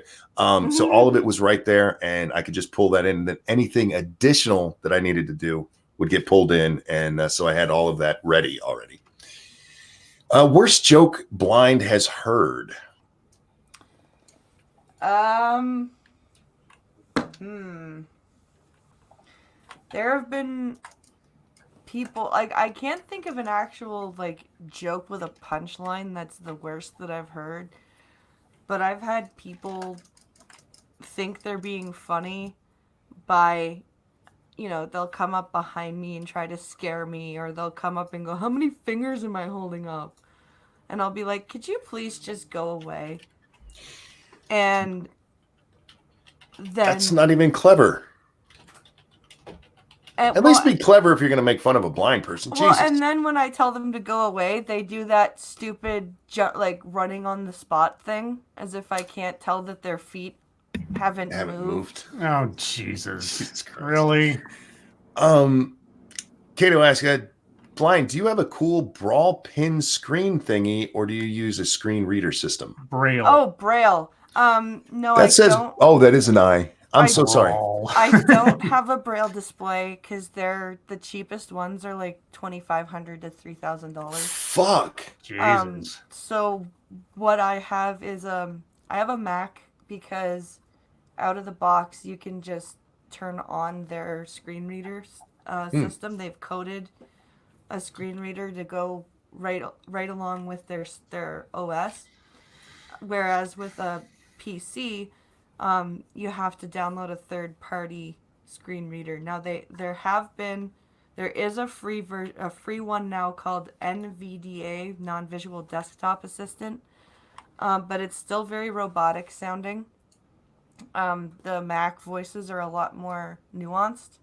And then if you don't want that screen reader, you still have to pay over $1,000 for JAWS for Windows. Damn. And in my defense, guys, that looks like an L. I can't help it. I should probably be wearing my glasses. You stop being ableist. M says, asking about why your story would piss me off, Blind. And I think I explained that. It's because she wouldn't be blind right now if it wasn't for fucking anti-vaxxers. Lords of the Night and Blind Press. Thoughts on all the hate Blair White has gotten the last 2 days on Twitter due to her latest video? I don't know what the video is about. It's about it's about a trans chick who tweeted out that their boyfriend doesn't know that they're trans, and they actually do, but they didn't know at the time, and it's all an argument about whether or not trans people should tell their prospective mates in advance that they have a schlong or a vagina when the person might be expecting the other. You know, when you see a beautiful woman, should they tell you they have a dick? And Blair's of the opinion, yes, you should. That should be something that comes up pretty quickly if it's, prospective romantic or sexual relationship, which I agree with her on. But it should have been expected, and I'm sure Blair did. Yeah.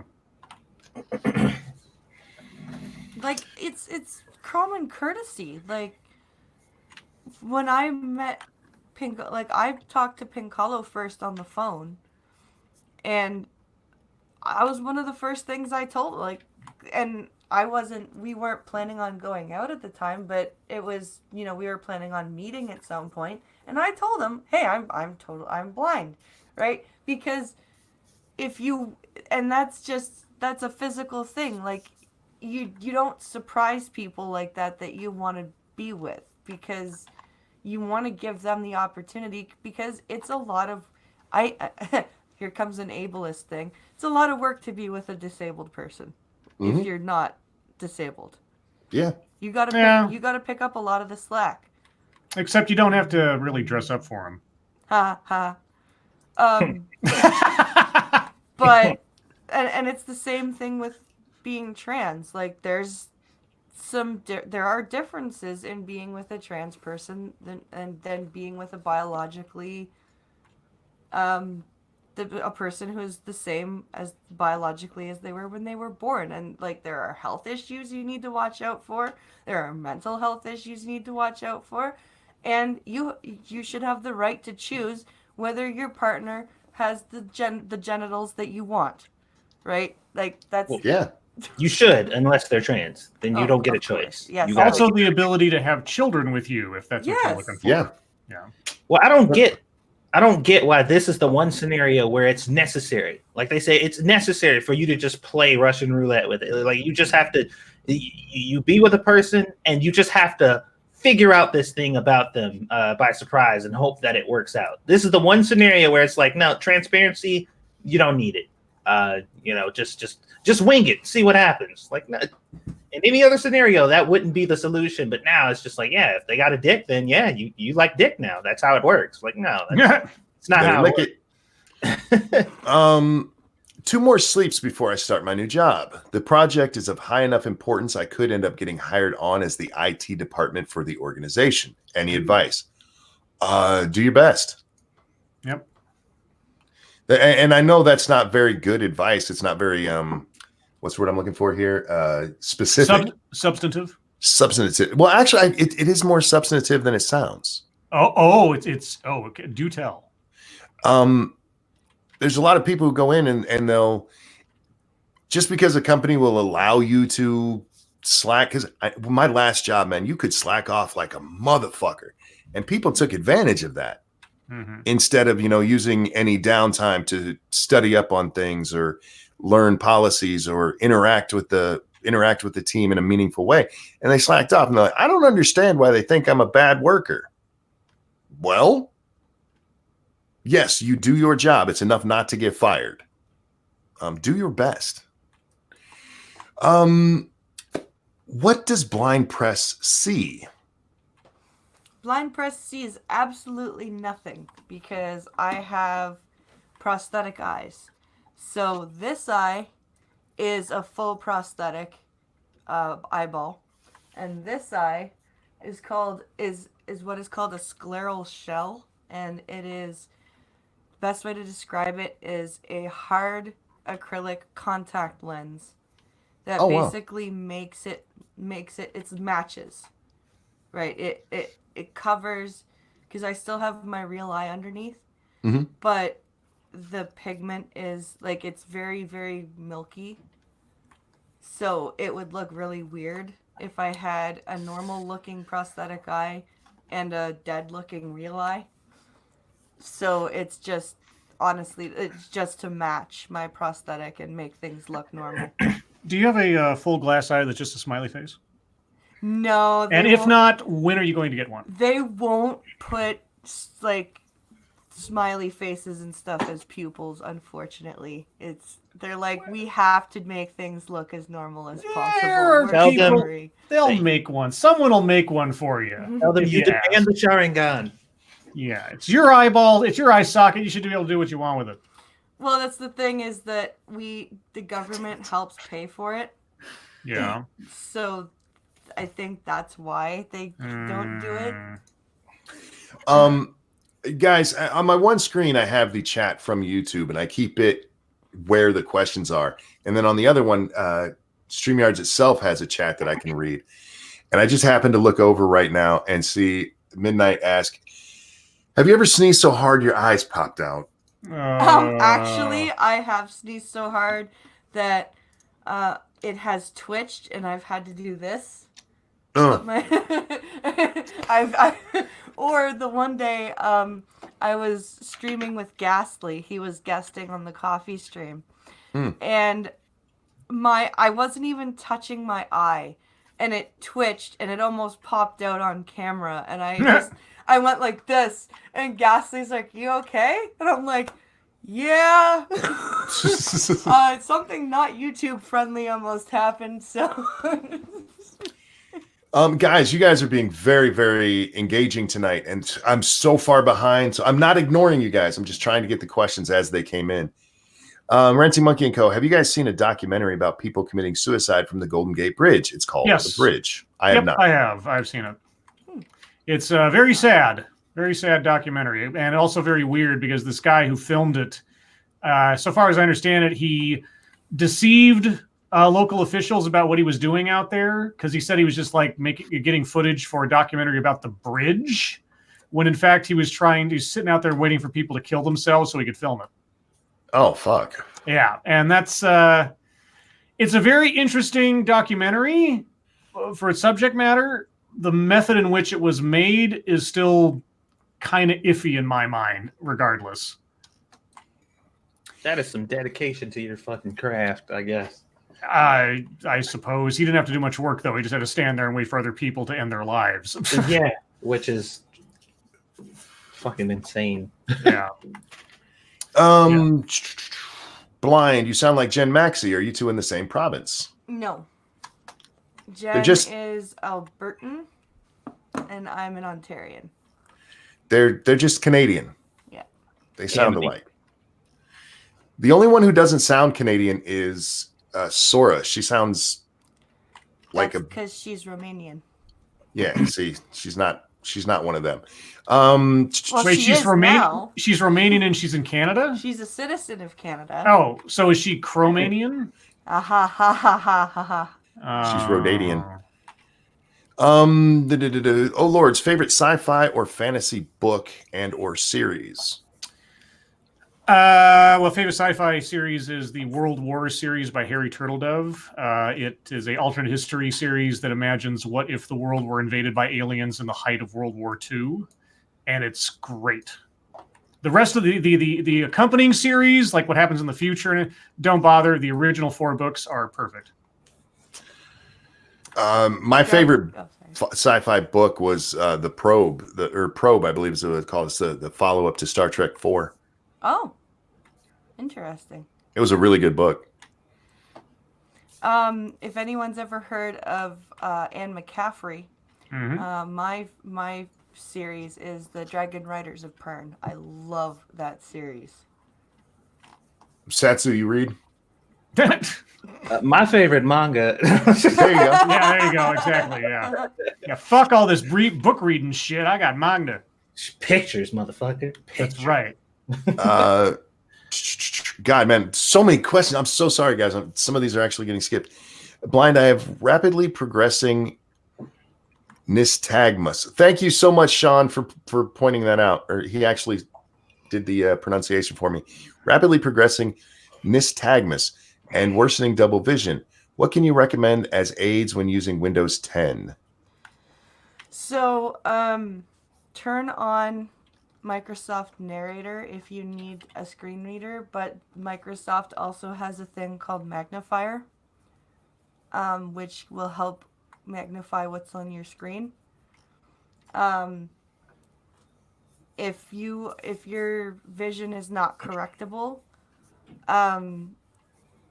I would reach out to your state to see what low vision services can be offered, just so that you can get some helpful skills that will help you utilize what vision you've got left. and help you learn some things that can help if your vision gets worse. Can you believe tomorrow will be 1 year since Covington, and 11 days from now will be 1 year since Jussie Smollett? Oh my god! Really? Oh, Holy yeah. shit! Time flies when people are dumb. God damn. Blind, will you get Razor Fist on your Star Trek stream someday? Actually, I never thought about that. That would be cool. Yeah, he just did a DS9 or he just did a video on Picard. I haven't watched it yet, but yeah. Does Scribe have a basement full of redheaded midgets for you? For me, no. He doesn't have a basement. He told us. I live in an apartment building. I've got no basement. Blind Press, if your dad makes excuses for new Trek, how can you still call him your dad? Because the poor man has had his heart broken over frickin' The Last Jedi and The Rise of Skywalker. So have I. Oh, dear God. He was 7 years old when A New Hope came out, so he literally grew up with Star Wars, and this is what he got. So wait. what? I'm sorry. I feel. Did you say your dad was 11 when 7? When what came out? When A New Hope came out, he was 7. So back in 77. Wow. I'm old enough to be a grandpa. Muggy, do you think you'll ever make videos again, or will you only be live streaming now? I want to get back to it, and I've been saying this. I've been talking about it. I just have to sit down and try. Is Monday Matt deliberately trying to make his thumbnails look like Tim Pool's videos? I haven't seen them, so I don't know. Yeah, dude, I ain't seen Monday Matt's videos, and I don't know how. And I'm sorry, guys. I know I missed a whole bunch of questions. It jumped, and you guys are. I gotta have Blind on more often. They fucking love her. Tons of questions. Blind Press, did you appreciate the football team for putting Braille on their jerseys? I thought that was amusing because the way they did it wasn't raised. It was just screen printed dots on the shirts. So totally useless. Yeah. So you couldn't have felt it and it actually had been Braille? No, it wasn't actually Braille. Oh, dear Lord. And besides which, are you going to go feel up the football players on the field? Thing. You couldn't have felt it anyways. They were on the field. Like, it was just, I said that they did that thing completely wrong. It was to promote literacy for the blind and educate sighted people about Braille, and it was completely... It's like wearing a ribbon. Yeah. Did I not say that slacktivism is they champion doing things that are completely useless? Like completely and utterly useless, and it has to be. Like it has to have absolutely no impact and help no one, or they won't fucking back it. It's weird. It was strange. If a mute who uses sign language gives you a handy, would it also count as a blowy? Yes. Technically. Yes. Where are we at here? About to go on a 20-hour journey back to the States for a week. Any book suggestions? I don't, and these guys probably do. But what I would say is there is a ton of Monkey in the Mornings you can listen to, and a ton of Lords of the Nights you can listen to. And there are 311 coffee streams. Bunch of Blind Press you can listen to.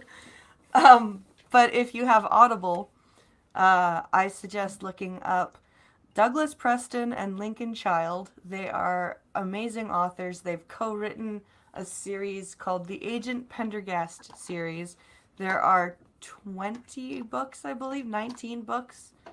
They are all about an FBI agent who investigates bizarre murders that on the surface can sometimes appear supernatural, but always end up not being so.